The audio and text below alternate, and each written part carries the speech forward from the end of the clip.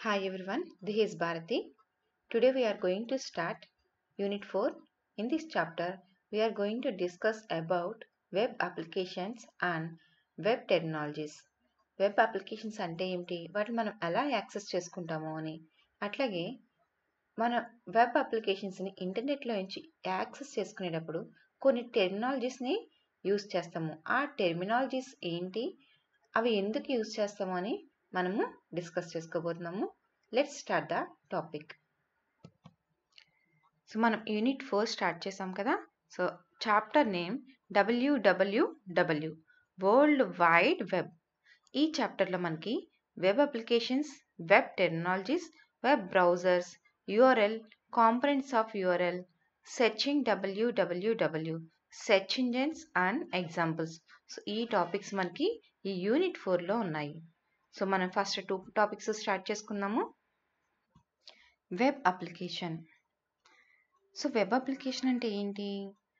మనం ఇంటర్నెట్ని యూజ్ చేసి యాక్సెస్ చేసే ప్రతి ఒక్కటి కూడా అప్లికేషన్స్ అన్నీ వెబ్ అప్లికేషన్సే. ఎందుకు అంటే అవి ఏవి మన సిస్టంలో స్టోర్ అయ్యలేవు, సమ్వేర్ అవి అక్కడ స్టోర్ అయి ఉన్నాయి, అక్కడి నుంచి వాటిని మనం యాక్సెస్ చేసుకుంటున్నాం. కాబట్టి వాటన్నిటిని మనం ఏమంటాము అంటే వెబ్ అప్లికేషన్ అని చెప్పి అంటాము. A web application is any application that uses a web browser as a client. So మనం ఇంటర్నెట్లో ఎక్కడి నుంచో ఉన్న డేటాని మనం యాక్సెస్ చేయాలంటే మనకేం ఉండాలి? వెబ్ బ్రౌజర్ అనేది క్లయింట్గా యూజ్ చేస్తాము. అంటే అక్కడ ప్రొవైడ్ చేసేవాళ్ళు సర్వర్ అయితే యాక్సెస్ చేసుకునే వాళ్ళం క్లయింట్ అవుతాం. సో యాక్సెస్ చేసుకునేది మన సిస్టంలో ఏ సాఫ్ట్వేర్ అంటే వెబ్ బ్రౌజర్ నుంచే కదా మనం అప్లికేషన్స్ని ఇంటర్నెట్ నుంచి యాక్సెస్ చేసుకోగలము. సో వెబ్ బ్రౌజర్ అనేది ఇక్కడ మనకి క్లయింట్గా యూజ్ అవుతుంది. The application can be as simple as a message border, a guest sign in book on a website, or as complex as a word processor or a spreadsheet. So ఈ applications ఎట్లా ఉంటాయి? చాలా సింపుల్గా just ఒక బుక్ని మనం వెళ్ళి sign in అయ్యి దాంట్లో ఆ బుక్ని రీడ్ చేసి వచ్చేస్తాం. అట్లా సింపుల్గా అయినా ఉండొచ్చు, లేదు అంటే కాంప్లెక్స్గా ఉండొచ్చు. ఎలాగా? Some word processor. Word processor అంటే మన ఎంఎస్ ఆఫీస్లో ఎంఎస్ వర్డ్ని యూస్ చేసి సమ్ చేంజెస్ చేస్తూ ఉంటాం మన డాక్యుమెంట్కి. అట్లాంటి అప్లికేషన్స్ని కూడా, అలాగే స్ప్రెడ్ షీట్ అంటే ఎక్సెల్ని యూస్ చేసి మనం సమ్ మోడిఫికేషన్స్ చేస్తూ ఉంటాం మన డాక్యుమెంట్స్కి. సో అట్లాంటి కాంప్లెక్స్ అప్లికేషన్స్ని కూడా మనం యాక్సెస్ చేసుకోవచ్చు త్రూ ద ఇంటర్నెట్. సో వీటన్నిటిని మనం ఏమంటాము? వెబ్ అప్లికేషన్ అని చెప్పి అంటాము. Most web applications are based on the client server architecture, where the client enters information while the server stores and retrieves information. So ఇక్కడ మనకి ఈ వెబ్ అప్లికేషన్స్ అన్నవి ఏ ఆర్కిటెక్చర్ని బేస్ చేసుకుని వర్క్ చేస్తున్నాయి అంటే క్లయింట్ సర్వర్ ఆర్కిటెక్చర్ని బేస్ చేసుకుని వర్క్ చేస్తున్నాయి. ఇందులో క్లయింట్ ఎవరు, సర్వర్ ఎవరు? క్లయింట్ ఎట్లా వర్క్ చేస్తుంది, సర్వర్ ఎట్లా వర్క్ చేస్తుంది అంటే క్లయింట్ అన్నది మనకి వెబ్ బ్రౌజర్ అంటే మనం యాక్సెస్ చేసుకుంటాం అంతే, మన సిస్టంలో ఏమీ ఉండదు. మనం సమ్వేర్ ఎవరో స్టోర్ చేసిన ఇన్ఫర్మేషన్ని వాళ్ళ సిస్టంలో నుంచి మనం యాక్సెస్ చేసుకుంటాము. సో మనం యాక్సెస్ చేసుకోవడం ఒకటే చేస్తాం కాబట్టి మనం క్లయింట్స్ అవుతాం, అంటే వెబ్ బ్రౌజర్. అలాగే సర్వర్ అంటే ఏంటి అంటే స్టోర్ చేసుకుంటుంది, డేటా అంతా స్టోర్ చేసుకుని అక్కడి నుంచి మనకి యాక్సెస్ అనేది ప్రొవైడ్ చేస్తుంది. సో డేటా ఎక్కడైతే స్టోర్ అయ్యిందో అక్కడి నుంచి మనకి యాక్సెస్ ప్రొవైడ్ చేసే సిస్టమ్ని మనం ఏమంటాము? సర్వర్ అంటాము. ఫర్ ఎగ్జాంపుల్ మీరు జీమెయిల్ని యూజ్ చేస్తారు. సో జీమెయిల్ అన్నది సమ్వేర్ ఎక్కడో సర్వర్ ఉంది, మీరు అక్కడి నుంచి ఆ మెయిల్ అప్లికేషన్ని యాక్సెస్ చేసుకుంటారు. అది మీ సిస్టంలో ఇన్స్టాల్ అయ్యలేదు. సో మీరు వెబ్ బ్రౌజర్ని యూజ్ చేసి జీమెయిల్ని యాక్సెస్ చేసుకుంటారు. అది సర్వర్, అది యాక్సెస్ని ప్రొవైడ్ చేస్తుంది, అలాగే డేటాని స్టోర్ చేసుకుంటుంది. కాబట్టి internet mail is an example of this, with companies like Yahoo and MSN offering web based email clients. So మనకి ఇప్పుడు చెప్పుకున్నాం కదా, ఈమెయిల్ అన్నది some example for client server architecture web application. So అట్లాంటి ఇంకా మనకేమున్నాయి? యాహూ అండ్ MSN ఈ websites కూడా మనకి ఆఫర్ చేస్తున్నాయి వెబ్ బేస్డ్ ఈమెయిల్ క్లయింట్స్. ఓకేనా? The new push for web applications is crossing the line into those applications that do not normally need a server to store the information. So మనకి web applications ఇప్పుడు వచ్చే web applications అన్నీ కూడా new technology, push అనే టెక్నాలజీని use చేస్తున్నాయి. So, ఇందులో మనకి ఏమవుతుంది అంటే జనరల్‌గా మనకి సర్వర్‌లో ఉన్న దాన్ని మనం డౌన్‌లోడ్ చేసుకొని మన సిస్టమ్‌లో స్టోర్ చేసుకోవచ్చు. సో, ఆ అప్లికేషన్ లేకపోయినా కానీ ఆ ఇన్ఫర్మేషన్‌ని మనం యూజ్ చేసుకునే ఫెసిలిటీని ప్రొవైడ్ చేస్తున్నాయి. సో, దాన్నే పుష్ టెక్నాలజీ అని చెప్పేసి అంటాం వెబ్ అప్లికేషన్స్‌లో. సో, అట్లాంటి వాటిని కూడా ప్రొవైడ్ చేస్తున్నాయి. Your word processor, for example, store documents on your computer and does not need a server. So, మనం వర్డ్ ప్రాసెసర్‌ని యూజ్ చేసుకొని ఆ డాక్యుమెంట్‌ని డౌన్‌లోడ్ చేసుకుంటే, సో, వర్డ్ ప్రాసెసర్‌ని యూజ్ చేసుకొని మనం సమ్ ఎడిట్ చేసాము డాక్యుమెంట్‌ని. సో, దాన్ని మనం డౌన్‌లోడ్ చేసుకుంటే గనక, సో, మనకు ఆ సర్వర్‌తో అవసరం లేకుండా మనం ఆ ఎడిట్ చేసిన డాక్యుమెంట్‌ని మనం యాక్సెస్ చేసుకోవచ్చు. సో, అట్లాంటి ఫెసిలిటీని కూడా ప్రొవైడ్ చేస్తున్నాయి. Web applications can provide the same functionality and gain the benefit of working across multiple platforms. మనం మల్టిపుల్ ప్లాట్‌ఫామ్స్‌ని యూజ్ చేసుకొని ఏవైతే బెనిఫిట్స్‌ని మనం గెయిన్ చేస్తామో అట్లాంటి బెనిఫిట్స్ మనం ఇక్కడ వెబ్ అప్లికేషన్స్ యూజ్ చేసి కూడా గెయిన్ చేయొచ్చు. సో, అట్లాంటి ఫంక్షనాలిటీస్‌ని మనకి వెబ్ అప్లికేషన్స్ ప్రొవైడ్ చేస్తున్నాయి. సో, మనం జావా అప్లికేషన్‌ని యూజ్ చేసి డేటాబేస్‌లో డేటాని స్టోర్ చేసుకొని అక్కడి నుంచి రిట్రైవ్ చేసుకొని, సో, ఇట్లాగా మల్టిపుల్ ప్లాట్‌ఫామ్స్‌ని యూజ్ చేసుకొని మనం వర్క్ చేసినట్టుగానే వెబ్ అప్లికేషన్స్‌లో కూడా మనం ఆ బెనిఫిట్స్‌ని యాక్సెస్ చేయొచ్చు. అట్లాంటి ఫంక్షనాలిటీని ప్రొవైడ్ చేస్తున్నాయి. For example, A web application can act as a word processor storing information and allowing you to download the document onto your personal hard drive. So, ఇక్కడ web application word processor అనే web application use చేసుకొని మనం some డేటాని edit చేసి ఆ డేటాని store చేసుకుని ఇన్ఫర్మేషన్‌ని, సో, దాన్ని డౌన్‌లోడ్ చేసుకొని మనం మన పర్సనల్ హార్డ్ డ్రైవ్‌లోకి డౌన్‌లోడ్ చేసుకోవచ్చు. సో, అట్లాంటి ఫెసిలిటీస్‌ని కూడా మనకి ఈ వెబ్ అప్లికేషన్స్ అన్నవి ప్రొవైడ్ చేస్తున్నాయి. If you have seen the new Gmail or Yahoo Mail clients, you have seen how sophisticated web applications have become in the past few years. మనం use చేసే Gmail, Yahoo mail ఇవన్నీ కూడా present ఎంత simplify అయినాయి. అవి చాలా ఫాస్ట్‌గా work చేస్తున్నాయి. అలాగే రెస్పాన్స్ అనేది చాలా ఫాస్ట్‌గా ఉంటుంది. సో, ఇవన్నీ కూడా మనకి ఈ వెబ్ అప్లికేషన్స్ అన్నవి ఇంప్రూవ్‌మెంట్ అన్నది ఉన్నది. When we comparing with past years. So, ఇంతకు ముందు ఇయర్స్‌తో కంపేర్ చేస్తే ఈ అప్లికేషన్స్ చాలా ఫాస్ట్‌గా వర్క్ చేస్తున్నాయి. Much of that sophistication is because of Ajax which is a programming model for creating more responsive web applications. So, ఆ సోఫిస్టికేషన్ రావడానికి కారణం ఏంటి అంటే ఈ అజాక్స్ అనే ప్రోగ్రామింగ్ లాంగ్వేజ్ వలన మనకు ఆ రెస్పాన్సివ్ వెబ్ అప్లికేషన్స్ అనేవి క్రియేట్ చేయగలుగుతున్నాం. సో, జీమెయిల్ ఇంతకు ముందు కనుక మనం చూస్తే ఏదైనా ఫైల్‌ని డౌన్‌లోడ్ చేయాలన్నా, అప్‌లోడ్ చేయాలన్నా, అటాచ్ చేయాలన్నా, సో, మనకి చాలా టైమ్ టేకింగ్ తీసుకునేది. బట్ ప్రెజెంట్ అయితే చాలా ఫాస్ట్‌గా మనం అప్‌లోడ్ చేయగలుగుతున్నాము. అలాగే డౌన్‌లోడ్ చేయగలుగుతున్నాము. సో, క్వాలిటీ కూడా మనకి ఇంక్రీజ్ అయింది. సో, ఇవన్నీ దేనివల్ల అంటే అజాక్స్ అనే ప్రోగ్రామింగ్ లాంగ్వేజ్‌ని యూజ్ చేయడం వలన మనం ఇట్లా మోర్ రెస్పాన్సివ్ వెబ్ అప్లికేషన్స్‌ని క్రియేట్ చేయగలుగుతున్నాము. Next, architecture. Since there are two computers involved, you will probably have to write two software applications. So, మనకి ఇక్కడ ఎన్ని ఉన్నాయి కంప్యూటర్స్? Server and client. అవునా? మనం క్లయింట్ సర్వర్ ఆర్కిటెక్చర్ అని చెప్పుకున్నాం. సో, క్లయింట్ సర్వర్ 2 సిస్టమ్స్ ఉన్నాయి కాబట్టి 2 సాఫ్ట్‌వేర్ అప్లికేషన్స్ అన్నవి మనం యూజ్ చేయాల్సి వస్తుంది. One of these will run on the server and the other on the client. So, ఒకటి సర్వర్‌లో రన్ అయ్యే సాఫ్ట్‌వేర్ అయితే ఇంకొకటి క్లయింట్‌లో రన్ అయ్యే సాఫ్ట్‌వేర్. సో, మనకి తెలుసు క్లయింట్‌లో ఏం సాఫ్ట్‌వేర్ రన్ అవుతుంది? బ్రౌజర్. అవునా? సో, బ్రౌజర్స్ మనకి ఒపెరా, గూగుల్ క్రోమ్, అలాగే మొజిల్లా ఫైర్‌ఫాక్స్ ఈ సాఫ్ట్‌వేర్స్ ఉంటేనే మనం సర్వర్ సిస్టమ్‌లో ఉన్న డేటాని యాక్సెస్ చేసుకోగలము. అట్లాగే సర్వర్‌లో కూడా సమ్ సాఫ్ట్‌వేర్ ఉండాలి. సో, మనం ఆ సర్వర్ నుంచి డేటాని యాక్సెస్ చేసుకోవడానికి. సో, ఇది architecture. Client. This part will mostly address managing user interaction and some system for communicating with the server. So, client అనే వాళ్ళు ఏం చేస్తారు అంటే మనం ఎక్కడైతే ఉన్నదో డేటా, ఆ డేటా అక్కడ ఉన్న సర్వర్ నుంచి డేటాని యాక్సెస్ చేసే వాళ్ళని మనం క్లయింట్ అంటాము. మ్యాక్సిమం మనందరం క్లయింట్స్ అవుతాము.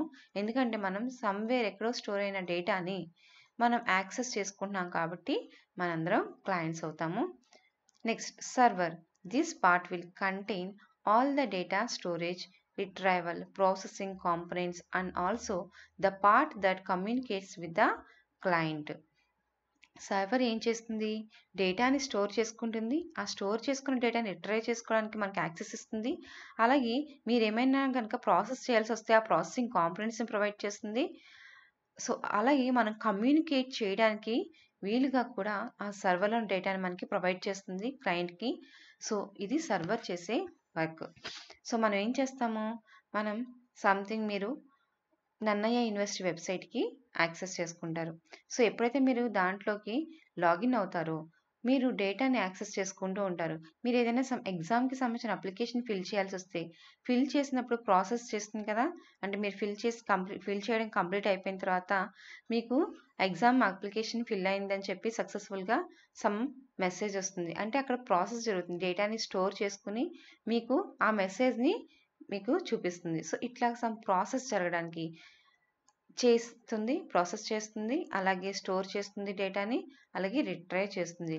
అంటే అక్కడ స్టోర్ అయ్యి ఉన్న డేటాని మీకు ఎన్ని గ్రూప్స్ ఉన్నాయి? ఆ గ్రూప్స్‌కి సబ్జెక్ట్స్ ఏంటి? సో, మనకి ఎగ్జామ్స్ ఎప్పుడు? ఇట్లాగా మనం ఆ యూనివర్సిటీ సైట్ నుంచి ప్రతీదీ యాక్సెస్ చేసుకుంటాం. సో, ఆ డేటా అంతా అక్కడ స్టోర్ అయ్యి ఉంటేనే కదా మనం ఆ డేటాని యాక్సెస్ చేసుకుంటాము. సో, అది స్టోర్ చేసుకుంటుంది. రిట్రైవల్ అంటే మన ఆ స్టోర్ అయ్యి ఉన్న డేటాని మనం రిట్రైవ్ చేసుకుంటాం కదా! ఆ వెబ్‌సైట్‌లో వెళ్ళి సైట్ అడ్రెస్‌ని ఎంటర్ చేసి, ఆ సైట్‌లో ఉన్న డేటా అంతటిని మనం యాక్సెస్ చేసుకుంటాం. దాన్ని రిట్రైవల్ అని చెప్పి అంటాము. సో, ఇట్లాగా స్టోరింగ్, అలాగే రిట్రైవల్, అలాగే ప్రాసెసింగ్ ఈ కాంపోనెంట్స్‌ని దాంతో పాటు మనం కమ్యూనికేట్ అవ్వడానికి ఆ డేటాని మనకి అవైలబుల్‌గా ఉంచుతుంది సర్వర్ అన్నది. Internally, the server could be intimidating, complex because there would be database interaction layers, business logic layers, presentation layers, etc. So మనకి ఇక్కడ ఇంటర్నల్‌గా డేటా అన్నది మనకి సర్వర్‌లో స్టోర్ అయ్యినది చాలా కాంప్లెక్స్‌గా ఉంటుంది. ఆ కాంప్లెక్సిటీని రిడ్యూస్ చేయడానికి మనకి డిఫరెంట్ లేయర్స్‌ని యూజ్ చేస్తారు. అందులో మనకి interaction layers, business logic layers, presentation layers ఉంటాయి. ఈ ప్రెజెంటేషన్ లేయర్స్‌లో మనకి మనం ఎప్పుడైతే ఇంటరాక్ట్ అవుతున్నామో ఒక అప్లికేషన్ తోటి అంటే మనం ఏటీఎం మెషిన్‌కి వెళ్ళాము. ఏటీఎం మెషిన్ దగ్గర మనకి కనిపించేవి అన్ని స్క్రీన్స్ అన్నీ కూడాను ప్రెజెంటేషన్ లేయర్స్‌లోకి వస్తాయి. అంటే మనకి ఫస్ట్ ఎంటర్ పిన్ కోడ్ అని చెప్పేసి అడుగుతుంది. నెక్స్ట్ మనీ మనకి ఎంత కావాలి అని చెప్పేసి అడుగుతుంది. సో, ఇట్లా మనకి కనిపించే స్క్రీన్స్ అన్నీ కూడాను ప్రెజెంటేషన్ లేయర్స్‌లోకి వస్తాయి. Next business logic layers. ఈ బిజినెస్ లాజిక్ లేయర్స్ ఏంటి అంటే మనం ఎంటర్ చేసిన డేటా లోపల ప్రాసెస్ జరుగుతూ ఉంటుంది కదా! అంటే మనం ఎంటర్ చేసిన పిన్ కరెక్టా కాదా? వ్యాలిడా కాదా? అన్నది చెక్ చేసుకోవడం. అలాగే మనం ఎంటర్ చేసిన మనీ ఎంత ఉంది? మనం ఎంటర్ చేసింది ఆల్రెడీ మన అకౌంట్‌లో ఉన్న మనీ కంటే ఎక్కువ ఉందా? లేదు అంటే సరిపోలేదా? సో, ఇట్లాగా చెక్ చేసుకోవడానికి మనకి ఈ బిజినెస్ లాజిక్ లేయర్స్ అంటాము. అంటే అక్కడ ఫంక్షన్స్ అనేవి వర్క్ చేస్తాయి. ఫంక్షనాలిటీ ఇంటర్నల్‌గా జరిగేదంతా కూడా బిజినెస్ లాజిక్ లేయర్స్‌లోకి వస్తుంది. Next database interaction layers. So, డేటాబేస్‌తో ఇంటరాక్ట్ అయ్యేవన్నీ కూడా డేటాబేస్ ఇంటరాక్షన్ లేయర్స్‌లోకి వస్తాయి. అంటే మనకి డేటాబేస్ అంటే డేటాని స్టోర్ చేసుకుంటుంది. సో, ఇప్పుడు మనం ఏటీఎంకి వెళ్ళాము. అక్కడ మనం జస్ట్ మనీ అన్నది ట్రాన్సాక్షన్స్ అనేవి చేస్తున్నాము. సో, జస్ట్ మనీ విత్‌డ్రాల్ చేస్తున్నాము. చేసేటప్పుడు మన అకౌంట్‌లో ఎంతుంది? మన అకౌంట్ నంబర్ ఎంత? జస్ట్ ఏటీఎం కార్డ్‌ని బేస్ చేసుకొని మన అకౌంట్ నంబర్ చెప్పాలి. చెక్ చేసుకోవాలి. అలాగే మన అకౌంట్ ఎంత మనీ ఉంది చెక్ చేసుకోవాలి. అది ఎక్కడ ఉన్నది అకౌంట్ అన్నది చెక్ చేసుకోవాలి. సో, ఇవన్నీ కూడా ఆ డేటా అంతా స్టోర్ అయ్యి ఉంటేనే చెక్ చేసుకుంటుంది. సో, ఆ డేటా స్టోర్ అయ్యి ఉన్న ఆ డేటాబేస్ ఇంటరాక్ట్ అవ్వడమే డేటాబేస్ ఇంటరాక్షన్ లేయర్ అని చెప్పేసి అంటాము. సో, ఇవన్నీ కూడా మనకి ఈ సర్వర్‌లో లేయర్స్ కింద వర్క్ అవుతుంది. ఈ ట్రాన్సాక్షన్ చేసినప్పుడు మనకి ఇవన్నీ లేయర్స్‌లో మనకి వర్క్ అవుతుంది. ఈ ప్రాసెస్ అంతా ఇంటర్నల్గా జరుగుతుంది. Next web terminologies. సో మనం వెబ్సైట్స్ని యాక్సెస్ చేసుకునేటప్పుడు సమ్ టెర్మినాలజీస్ని యూస్ చేస్తాము. ఆ టెర్మినాలజీస్ ఏంటో చూద్దాము. Browser, special software design to read web pages. So మనం వెబ్ పేజెస్ని రీడ్ చేయాలి అంటే మనకి ఏముండాలి? బ్రౌజర్ ఉండాలి. సో అది ఇంటర్నెట్లో ఉన్న పేజెస్ని, వెబ్ పేజెస్ని యాక్సెస్ చేయడానికి యూస్ చేసే క్లయింట్ సాఫ్ట్వేర్. సో క్లయింట్ అంటే ఏంటి? Client a piece of software design to contact and obtains data from a web server. So client అనేది ఏంటది? అది కూడా ఒక సాఫ్ట్వేరే. అది దేనికి డిజైన్ చేశారు? మనం సర్వర్ని, వెబ్ సర్వర్ నుంచి డేటాను యాక్సెస్ చేస్తాం కదా. సో ఆ వెబ్ సర్వర్ని మనం కాంటాక్ట్ అవ్వాలి అంటే మనకి ఈ సాఫ్ట్వేర్ అవసరం. సో దాన్నే మనం క్లయింట్ అంటాము. And email client or browser client or examples. So మనం యూస్ చేసే బ్రౌజర్స్ మనకి బ్రౌజర్ క్లయింట్కి ఎగ్జాంపుల్స్. అలాగే ఈమెయిల్ క్లయింట్స్ అంటే జీమెయిల్, యాహూ మెయిల్ ఇవన్నీ కూడా మనం యాక్సెస్ చేసుకుంటూ ఉంటాం కదా, మనం లాగిన్ అయ్యి. సో అవన్నీ కూడా మనకి ఈమెయిల్ క్లయింట్స్ అవుతాయి. DNS, domain name system. So the system that translates internet domain names into IP numbers. ఈ డొమైన్ నేమ్ సిస్టమ్ ఎందుకు యూజ్ అవుతుంది అంటే మనం వెబ్సైట్ అడ్రస్ని మనం అడ్రస్ బార్లో టైప్ చేస్తాం. సమ్ www.gmail.com అని చెప్పి. సో అది మనకి అక్కడ మనం www.gmail.com అని ప్రొవైడ్ చేసినప్పుడు, బట్ మనం ప్రతి ఒక్క సిస్టము ఇంటర్నెట్లో IP అడ్రస్తో ఐడెంటిఫై చేస్తాము అని చెప్తున్నాం కదా. ఆ సర్వర్కి వెళ్ళి అక్కడి నుంచి డేటాని తీసుకురావాలి కాబట్టి ఆ సిస్టమ్ ఏది, దాని IP అడ్రస్ ఏంటి ఐడెంటిఫై చేయాలి కదా. సో ఆ IP అడ్రస్ని మనం ఇక్కడ డొమైన్ నేమ్ సిస్టమ్స్లో మనం www.gmail.com అన్నాం. బట్ దాని యొక్క IP అడ్రస్ డిఫరెంట్గా ఉంటుంది. ఆ IP అడ్రస్నే మనకి నేమింగ్ సిస్టంలో కన్వర్ట్ చేసి ఇచ్చే సిస్టమ్స్ని మనం డొమైన్ నేమ్ సిస్టమ్ అంటాము. సో ఇప్పుడు మన IP అడ్రస్ని గుర్తుపెట్టుకోలేము, బట్ నేమ్స్ని గుర్తుపెట్టుకోగలం కదా. అందుకని ఆ IP అడ్రస్ని నేమ్ సిస్టమ్కి కన్వర్ట్ చేసి వాటిని మనకి ప్రొవైడ్ చేసేది domain name system. FTP, file transfer protocol, common method for transferring files between computers via the internet. ఈ FTP ఏం చేస్తుంది? ఈ ఫైల్ ట్రాన్స్ఫర్ ప్రోటోకాల్ అనేది ఫైల్స్ని త్రూ ద ఇంటర్నెట్ ద్వారా మనకి ట్రాన్స్ఫర్ చేయాలి అంటే మనకి FTP ఉంటేనే వర్క్ చేస్తుంది. సో మీరు కనుక జీమెయిల్ని యూస్ చేసి సమ్ ఫైల్స్ని ప్రొవైడ్ చేస్తున్నారు. అవి ఇమేజెస్ అయి ఉండొచ్చు, లేదు అంటే ఆడియో ఫైల్స్ అయి ఉండొచ్చు, లేదా వీడియో ఫైల్స్ ఉండొచ్చు. అట్లాంటి ఫైల్స్ని మనం ట్రాన్స్ఫర్ చేయాలి అంటే మనకి ఏ ప్రోటోకాల్ కావాలి అంటే ఫైల్ ట్రాన్స్ఫర్ ప్రోటోకాల్ కావాలి. ఇది మాత్రమే ఫైల్స్ని ఇంటర్నెట్లో ఒక పేజ్ నుంచి, వెబ్ పేజ్ నుంచి ఇంకో వెబ్ పేజ్కి ట్రాన్స్ఫర్ చేయగలదు. HTML, hyper text markup language, standard markup coding language for creating web pages. So HTML అనేది మనం వెబ్ పేజెస్ని క్రియేట్ చేయడానికి యూజ్ చేసే లాంగ్వేజ్ అమ్మా. ఈ లాంగ్వేజ్ అనేది ఎందుకు యూజ్ అవుతుంది అంటే టు క్రియేటింగ్ వెబ్ పేజెస్. ఇది స్టాండర్డ్ మార్కప్ కోడింగ్ లాంగ్వేజ్. దీన్ని యూజ్ చేసుకొని మనం వెబ్ పేజెస్ని క్రియేట్ చేస్తాము. ఎప్పుడైతే మనం HTML క్రియేట్ చేస్తామో అప్పుడు మాత్రమే అవి వెబ్ ద్వారా మనకి ఇంటర్నెట్లో ఎవరైనా యాక్సెస్ చేసుకోగలిగేలాగా ఆ పేజెస్ అన్నీ ఉంటాయి. Otherwise we can't access those pages which are not written in HTML. So HTMLలో రాయకపోతే కనుక మనకి వెబ్ పేజెస్ అవైలబుల్గా ఉండవు ఇంటర్నెట్లో. It is the source code that the computer reads to create the page. So మనకి HTMLని యూజ్ చేసుకున్నప్పుడు వెబ్ పేజ్ క్రియేట్ చేస్తుంది కంప్యూటర్, అవి రీడ్ చేయడానికి ఇంటర్నెట్లో. HTTP, hyper text transfer protocol, standard protocol for addressing hyper text web pages on the web. HTTP అంటే hyper text transfer protocol. So ఈ protocol ఏం చేస్తుంది అంటే standard protocol for addressing hyper text web pages on the web. ఇప్పుడు మనం ఇక్కడ hyper text markup లాంగ్వేజ్లో web pages రాసాం కదా, ఆ వెబ్ పేజెస్ని ఒక ప్లేస్ నుంచి ఇంకో ప్లేస్కి అంటే సమ్ సర్వర్ నుంచి క్లయింట్కి మనం ట్రాన్స్ఫర్ చేయాలి అంటే ఆ HTML పేజ్ని మనకి HTTP ప్రోటోకాల్ అన్నది అవసరం. ఈ హైపర్ టెక్స్ట్ ట్రాన్స్ఫర్ ప్రోటోకాలే మనకి ట్రాన్స్ఫర్ చేస్తుంది HTML పేజెస్ని through the web. Next ISP, internet service provider, companies that provide a means for their users to access the internet. So మనకి ఇంటర్నెట్ని యాక్సెస్ చేసుకోవడానికి సమ్ నెట్వర్క్ సర్వీసెస్ ఉంటాయి కదా, వాళ్ళు మనకి ప్రొవైడ్ చేస్తారు ఇంటర్నెట్ని యాక్సెస్ చేసుకోవడానికి కనెక్షన్. సో ఎవరైతే మనకి ఇంటర్నెట్ కనెక్షన్ ప్రొవైడ్ చేస్తారో వాళ్ళని మనం ISP అని చెప్పేసి, అంటే ఇంటర్నెట్ సర్వీస్ ప్రొవైడర్ అని చెప్పి కాల్ చేస్తాము.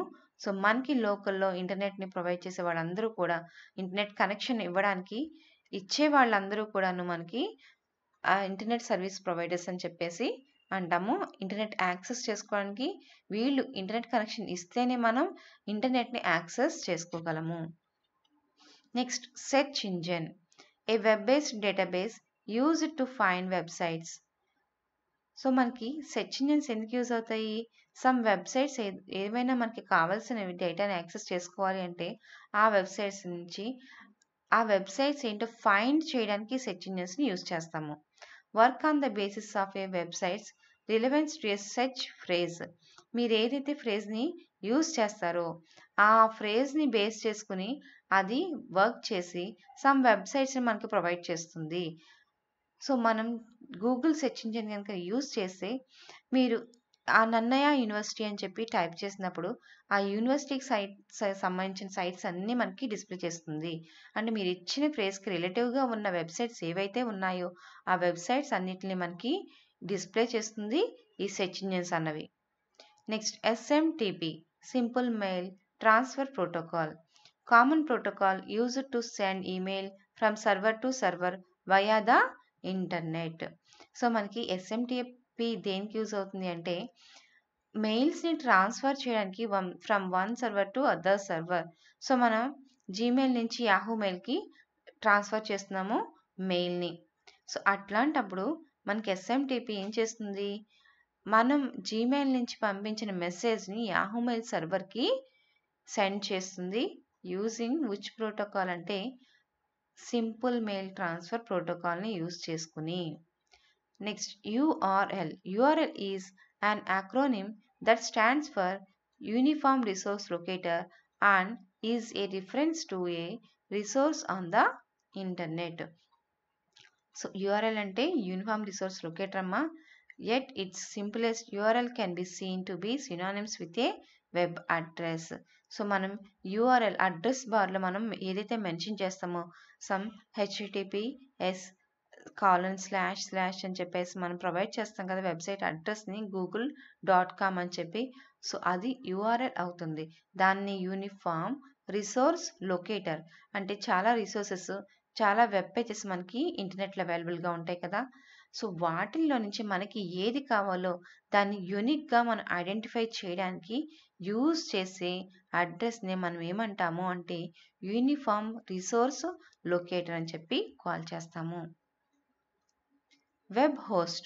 Web hosting is a service that provides you with the ability to display your website. So web host ఏం చేస్తుంది, మనకి వెబ్ పేజెస్ ఏవైతే మనం ప్రొవైడ్ చేయాలనుకుంటున్నామో అవతలి వాళ్ళకి, సో ఆ సర్వీస్ని ప్రొవైడ్ చేయడానికి మనకి ఆ ఎబిలిటీని ప్రొవైడ్ చేస్తుంది ఈ వెబ్ హోస్ట్ అన్నది. The computer that has the ability to display the website on the World Wide Web so that everyone can see its content worldwide. So మనకి ఎవరైతే వాళ్ళ సిస్టమ్ నుంచి డేటాని షేర్ చేయాలనుకుంటున్నారో త్రూఅవుట్ ద వరల్డ్, సో వాళ్ళు ఆ సిస్టంలో ఉన్న డేటాని ప్రొవైడ్ చేయాలంటే వాళ్ళే హోస్ట్ అవుతారు. సో వాళ్ళ కంటెంట్ని మనం ఆ హోస్ట్ నుంచి మనందరము కూడా యాక్సెస్ చేసుకోగలము డేటాని. సో ఎవరి సిస్టంలో అయితే డేటా స్టోర్ అయిందో అక్కడి నుంచి మనం యాక్సెస్ చేసుకోగలము. ఆ స్టోర్ అయి ఉన్న సిస్టమ్ని వెబ్ హోస్ట్ అంటాము. సో వాళ్ళు ఆ హోస్టింగ్ అన్నది ఏం చేస్తుందంటే ability to display there website, వాళ్ళ వెబ్సైట్ని మనకి డిస్ప్లే చేస్తుంది వాళ్ళ డేటాని మనకి యాక్సెస్ చేసుకోవడానికి. సో ఏదైతే వెబ్సైట్ ఉంటుందో దాన్నే వెబ్ హోస్ట్ అని చెప్పేసి అంటాము. Web page, A document typically written in HTML, which is almost always accessible via HTTP. So మనం వెబ్ పేజ్ అనేవి ఏంటవి? HTML పేజ్లో మనం రాసిన ఏదైతే టెక్స్ట్ ఉంటుందో దాన్నే మనం వెబ్ పేజ్ అంటాము. సో మనం ఇందాక ఆల్రెడీ చెప్పుకున్నాం కదా, హైపర్ టెక్స్ట్ మార్కప్ లాంగ్వేజ్ అని. దాన్ని బేస్ చేసుకొని మనం ఏదైతే పేజెస్ రైట్ చేస్తామో అవి మనకి వెబ్ పేజెస్ కింద అపియర్ అవుతాయి. మనం ఇంటర్నెట్ ద్వారా యాక్సెస్ చేసుకోగలము. సో అది యాక్సెస్ చేసుకోవాలంటే ఏం కావాలి? Accessible via HTTP. సో ఇది hyper text transfer protocol, A protocol that transfers information from a web server to display in the users web browser. So web page అనేది ఎప్పుడూ కూడా హెచ్టిటిపి ట్రాన్స్ఫర్ చేస్తుంది, HTTP protocol. So ఆ web page ఏ లాంగ్వేజ్లో right చేస్తామంటే HTML లాంగ్వేజ్లో right చేస్తాము. So HTTP protocol దాన్ని ట్రాన్స్ఫర్ చేస్తుంది. అప్పుడు మనకి ఆ సర్వర్ నుంచి డేటా అన్నది మనకి వెబ్ బ్రౌజర్లో, యూజర్స్ వెబ్ బ్రౌజర్లో డిస్ప్లే అవుతుంది. Web server, A computer that is only used to display websites and web pages. So ఎక్కడైతే డేటా స్టోర్ అయి ఉంటుందో అక్కడి నుంచి మనకి డేటా అనేది డిస్ప్లే అవుతుంది. వెబ్సైట్స్, వెబ్ పేజెస్ కూడా ఆ సిస్టమ్ని మనం ఏమంటాము అంటే వెబ్ సర్వర్ అని చెప్పి అంటాము. Website, A collection of web pages, images, videos, or other digital assets that is hosted on one or several web servers, usually accessible via the internet, cell phone, or LAN. So మనకి ఇక్కడ web pages అన్నవి, ఈ website అన్నది web pages ఉంటాయి. దాంట్లో ఆ web పేజెస్లో ఇంకా ఏముంటాయి అంటే ఇమేజెస్ ఉండొచ్చు, వీడియోస్ ఉండొచ్చు, లేదు అంటే సమ్ డిజిటల్ అసెట్స్ ఉండొచ్చు. వీటన్నిటిని ఏ సిస్టమ్ అయితే హోస్ట్ చేస్తుందో, ఏ సిస్టంలో అయితే స్టోర్ అయి ఉంటాయో, సో అక్కడి నుంచి అంటే ఒక సిస్టమే కదా, మల్టిపుల్ సిస్టమ్స్లో కూడా స్టోర్ అయి ఉండొచ్చు. సో అక్కడి నుంచి మనకి యాక్సెసిబుల్ ఉంటుంది వయా ద ఇంటర్నెట్, అలాగే సెల్ ఫోను, ల్యాన్. సో దాన్నే మనం వెబ్సైట్ అంటాము. సో వెబ్సైట్ అనేది ఏంటి? Some collection of web pages. So ఆ వెబ్ పేజ్లో మనకి ఇమేజెస్, వీడియోస్ ఇట్లాంటి డేటా అంతా ఉంటుంది. దాన్ని మనం ఇంటర్నెట్ ద్వారా యాక్సెస్ చేసుకోగలము. World wide web, an international protocol, that is HTTP protocol, used as a common means to communicate via the internet. So world wide web is nothing but HTTP protocol అమ్మా. So ఇది ఏం చేస్తుంది అంటే వెబ్సైట్లో ఉన్న web పేజెస్ని మనకి internet ద్వారా access చేసుకోవడానికి ఈ ప్రోటోకాల్ని యూస్ చేస్తాము. మనం ఇక్కడ ఆల్రెడీ డిస్కస్ చేసుకున్నాం కదా, ఈ వెబ్ పేజెస్ అన్నీ కూడా HTTP ట్రాన్స్ఫర్ ప్రోటోకాల్ని యూస్ చేసి మనకి ట్రాన్స్ఫర్ చేస్తుంది అని. సో దాన్నే మనం ఇంకా ఏమని పిలుస్తామంటే world wide web. So world wide web is nothing but HTTP protocol. Next, network. 2 or more computers connected together that can share information, data, software, etc. మనం ఆల్రెడీ ఫస్ట్ నుంచి చెప్పుకుంటున్నాం. నెట్వర్క్ అంటే ఏంటి? Group of computers connected together to share information. దాన్నే మనం network అని చెప్పంటాము. Internet, a world wide grid of interlinked computers. So ఇంటర్నెట్ని మనం ఏమంటాము? నెట్వర్క్ ఆఫ్ నెట్వర్క్స్ అని చెప్పేసి అంటాం కదా. సో మనకి ఉన్న నెట్వర్క్స్ అన్నిటిని కంబైన్ చేస్తే వచ్చేదే internet. So it is the world wide grid of internet linked to computers. So world వైడ్గా ఉన్న కంప్యూటర్స్ అన్నిటిని లింక్ చేసే సిస్టమే మనకి internet. Next, intranet, a closed network of interlinked computers often using the same technologies as the internet, used by organisations for sharing internal information. So intranet అన్నది కూడా ఒక నెట్వర్కే. సో ఈ నెట్వర్క్ ఓన్లీ ఒక గ్రూప్ ఆఫ్ పీపుల్ మధ్యలో మాత్రమే create చేస్తాము. అంటే అది వరల్డ్ వైడ్గా ఉండదు. దాన్ని క్లోజ్డ్ నెట్వర్క్ అని చెప్పంటాము.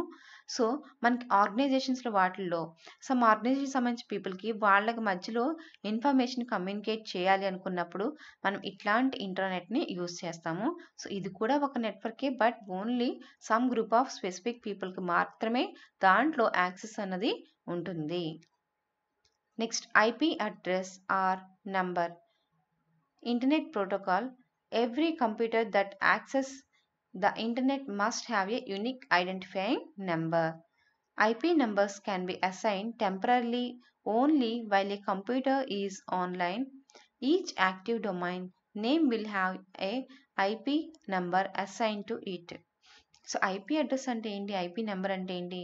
మనకి నెట్వర్క్‌లో చాలా సిస్టమ్స్‌ని మనం కనెక్ట్ చేస్తాం కదా! సో కనెక్ట్ చేసినప్పుడు ఏ సిస్టమ్ నుంచి ఏ సిస్టమ్‌కి డేటా ట్రావెల్ అవ్వాలి అన్నది ఎలా ఐడెంటిఫై అవుతుంది అంటే, వాటికి యూనిక్‌గా అడ్రస్ ఉన్నప్పుడు మాత్రమే ఐడెంటిఫై చేయగలము. సో, ఆ యూనిక్ అడ్రస్‌ని ప్రొవైడ్ చేస్తాము. ఆ అడ్రస్‌ని మనం ఏమంటాము అంటే, ఐపీ అడ్రస్ అని చెప్పేసి అంటాము.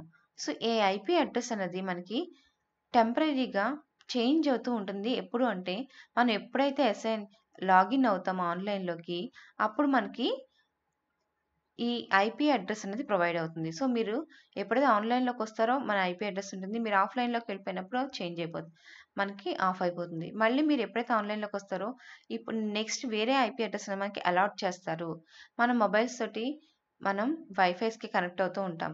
సో, అక్కడ మనకి ఎప్పటికప్పుడు కూడా మనం ఆ వైఫైకి కనెక్ట్ అయినప్పుడు టెంపరరీగా మనకి ఒక ఐపీ అడ్రెస్‌ని అంటే మన మొబైల్‌కి ఒక ఐపీ అడ్రెస్‌ని అలాట్ చేస్తుంది. సో, ఆ ఐపీ అడ్రెస్ అన్నీ టెంపరరీగా ఉంటాయి. So, each active domain name will have a IP number assigned to each. So, మనకి ఇక్కడ ప్రతి ఒక్క డొమైన్ నేమ్‌కి అంటే డొమైన్ నేమ్స్ ఏంటవి? Website addresses.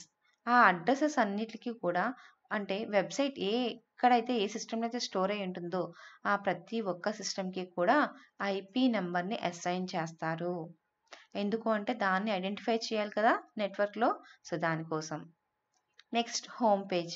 The default entry page to A website. So, home page అన్నది మనం ఎప్పుడైతే వెబ్‌సైట్‌ని ఓపెన్ చేస్తామో, సో, డిఫాల్ట్‌గా ఉండే పేజే హోమ్ పేజ్ అని చెప్పి కాల్ చేస్తాము.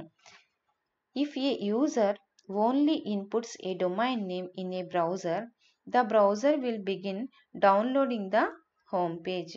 సో, ఎప్పుడైతే యూజరు డొమైన్ నేమ్‌ని బ్రౌజర్‌లో టైప్ చేస్తాడో, వాళ్ళకి ఏం డౌన్‌లోడ్ అవుతుంది? హోమ్ పేజ్ డౌన్‌లోడ్ అవుతుంది స్టార్టింగ్‌లో, బిగినింగ్‌లో. సో, అక్కడి నుంచి వాళ్ళు మూవ్ అవుతారు. ఫర్దర్‌గా ఏ డేటా అయితే వాళ్ళకి కావాలో. మన కాలేజ్ వెబ్‌సైట్ కనుక మనం లాగిన్ అయితే ఫస్ట్ మనకి సిఆర్ఆర్ ఉమెన్స్ హోమ్ పేజ్ కనిపిస్తుంది. దాని తర్వాత మనకి మిగిలిన పేజెస్ అంటే ఇంకా డిపార్ట్మెంట్స్ ఏమున్నాయి, అలాగే ఈచ్ డిపార్ట్మెంట్ ఏమేం గ్రూప్స్ ఉన్నాయి, అలాగే ఎగ్జామ్స్ ఎప్పుడు, టైమ్ టేబుల్స్ ఏంటి. సో, ఇట్లాంటి డేటా అంతా కూడా మనకి డిఫరెంట్ వెబ్ పేజెస్‌లో ఉంటుంది. బట్ మనకి అవన్నీ కలిపి హోమ్ పేజ్‌లో డౌన్‌లోడ్ అవుతుంది ఫస్ట్. ఆ పేజెస్ నుంచి మనం ఫర్దర్ పేజెస్‌కి మూవ్ అవుతాము. The most common way to indicate which page is to be your home page is to name it index.html. So, మనకి ఎప్పుడైనా సరే స్టార్టింగ్ పేజ్ డౌన్లోడ్ అయినప్పుడు మీరు లాస్ట్‌లో అబ్జర్వ్ చేస్తే కనుక index.html అని చెప్పి ఉంటుంది. సో, ఇది ఏంటంటే బై డిఫాల్ట్ ఇది హోమ్ పేజ్‌ని ఇండికేట్ చేస్తుంది index.html అన్నది. సో, ఇదమ్మా web applications and web terminologies. These are the reference books you have to refer. Thank you.